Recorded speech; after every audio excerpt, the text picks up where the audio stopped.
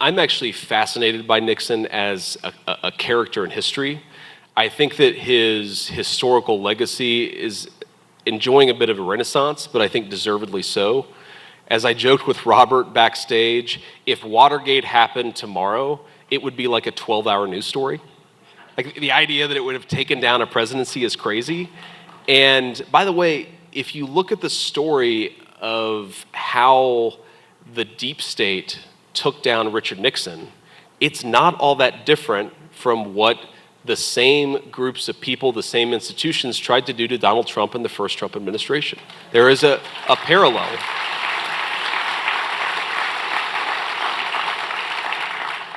I also just, at a personal level, young senator, vice president, writes some best-selling books, is hated by the media. It kind of sounds like J.D. Vance. With that soundbite there, leading us off tonight are some of my top political sources, the co-chair of American Bridge 21st Century and a senior advisor to the Harris-Walz campaign, and also the former mayor of New Orleans, Mitch Landrieu, and also former special assistant to President George W. Bush, Scott Jennings. I mean, Scott, there's a lot to unpack there when it comes to what the vice president said today when he was speaking at the Nixon Library. Do you agree with him? Oh, about what? I mean, he said a lot. He said a lot of things. I will say that Watergate this, would be a 12-hour story today.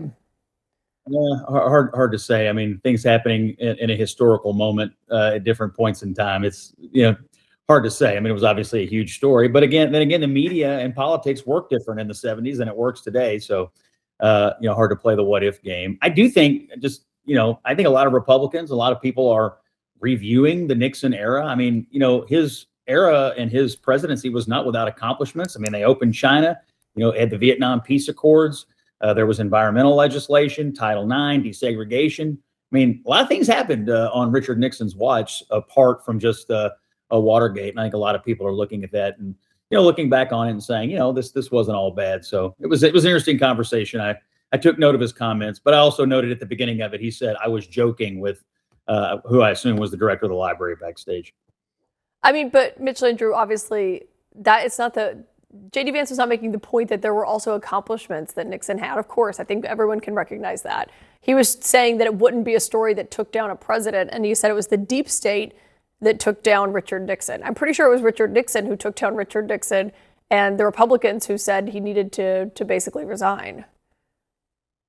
Yeah, well, for historical accuracy, a number of Republicans found their courage and went to a president of their own party and said, you violated the oath to the people of the United States of America and you can't be president anymore. That kind of courage is sorely lacking right now in the Republicans in the Senate. Now, just a couple things. Sometimes when people like J.D. Vance say those things, you should just let their words speak for themselves. I think every American will listen to that and, of course, acknowledge that President Nixon did a couple of really good things. But that doesn't excuse the fact that he violated the law and he violated his oath to the people. And the fact that J.D. Vance thinks that's a 12-hour story now says everything about the view of the Trump administration's relationship with the truth and their appetite for corruption. You think about the pool, the ballroom, the plane, just the chaos, the confusion, the corruption. The one thing that the president will not focus on is costs, which is on this housing bill. Like he said to Zelensky, he doesn't have any cards. The president has no cards to play here. The number one issue for the people in America is cost. And the biggest cost that they have, aside from the gas tank right now, is housing. He has a bipartisan bill that the House and the Senate passed together, and he's threatening to not sign it. Well, first of all, he doesn't have to sign it. The law says after 10 days, it's going to become law anyway. So he's got no cards to play on this thing. Plus, politically, it's kind of insane for him to basically hold up the first bill that he passed that actually is going to help working class people make their lives a little bit easier.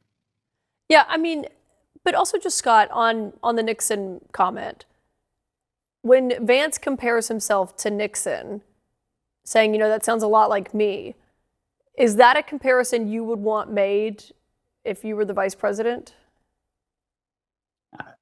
I mean, that's up to him. He was sitting at the Nixon Library, I assume, talking to an audience full of Nixon aficionados. So, I assume there was some amount of playing off the crowd there. So, hard for me to say. I also think some of it sounded a little tongue in cheek to me.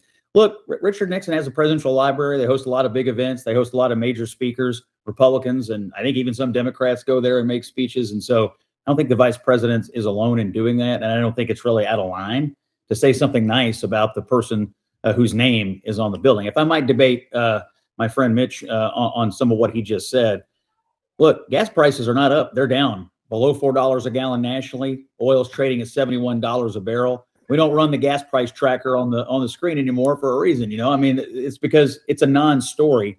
The pool was vandalized. You keep bringing up the pool. It was vandalized by people who were so broken-brained about our politics as they went out there and vandalized the pool. It's in the court documents, which you can read yourself today. And as it relates to cost, the Republicans cut taxes. Working people all over this country got major tax refunds. We have a booming job market. We have a stock market that's up. Right now, we have an economy that's on the upswing because of Republican policies. And we've got insane Democrats winning primaries, promising socialism all over this country. Those are the facts, and that's the argument that will be carried to the election. Mitch, I'm going to let you respond, but Scott, on two things.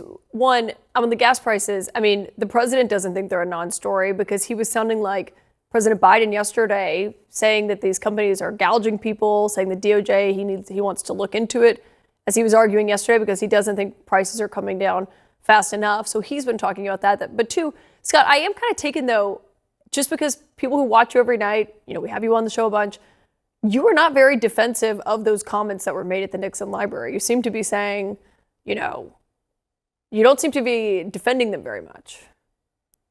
I mean, look, it's up to him how he wants to define himself and compare himself to historical figures. It's up to every politician to do that. There's some things about the Richard Nixon presidency that I think are worthy of mention and worthy of admiration. And obviously they did some things that are not worthy of admiration. And we know how history Scott, my played point is out.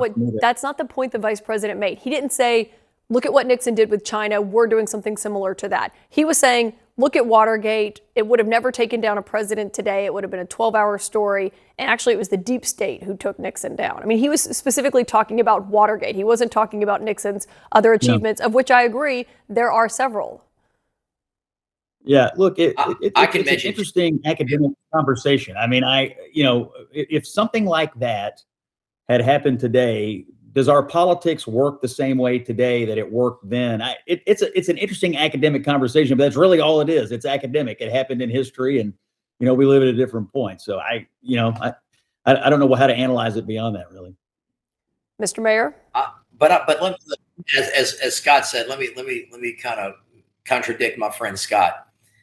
Richard Nixon started the EPA. That was a really good thing. He also started revenue sharing. He was actually pretty good in working with the mayors across America to help rebuild the country. And for that, he should be given credit.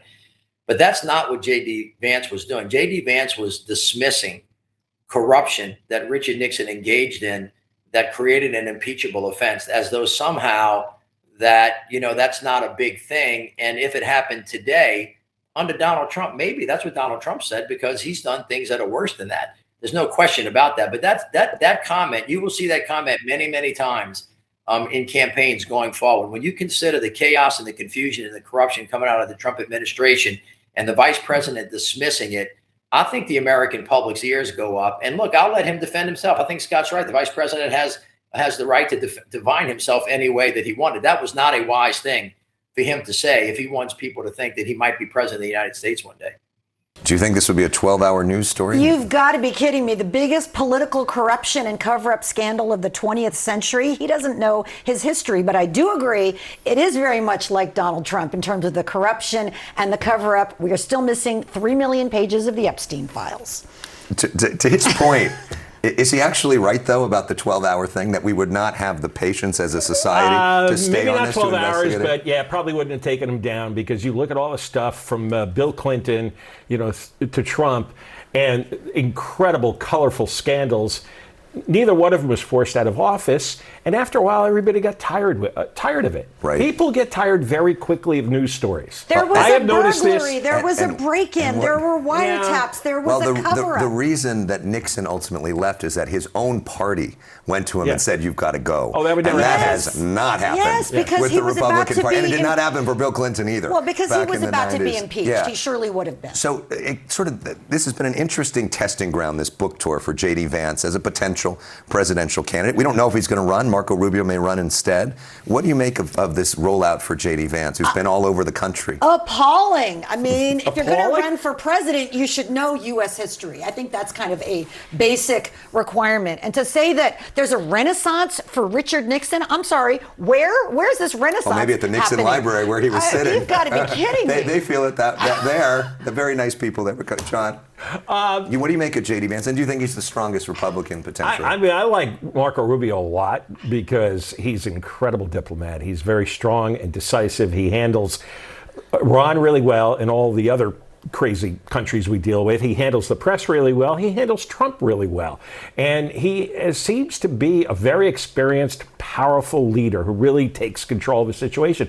Vance still has this whiff of junior varsity about him. He hasn't done much yet. He hasn't been around very long yet. He's incredibly smart, and he can out-talk and out-debate anybody. Is he? Well, and as we've Yeah. seen through history, that job of vice president is just very tough to look That's very right. strong Yeah, in. it And regardless- he'll be diminishes painted regardless with of who's every in it. scandal It of the is- Trump administration is going to be There's sticking a reason to we him. have not had a lot of vice Well, presidents yeah, win it right diminishes afterwards. you. Yeah. But Rubio has his own like semi-presidency And he's running. doing 18 jobs at the same time, I which is know. quite something.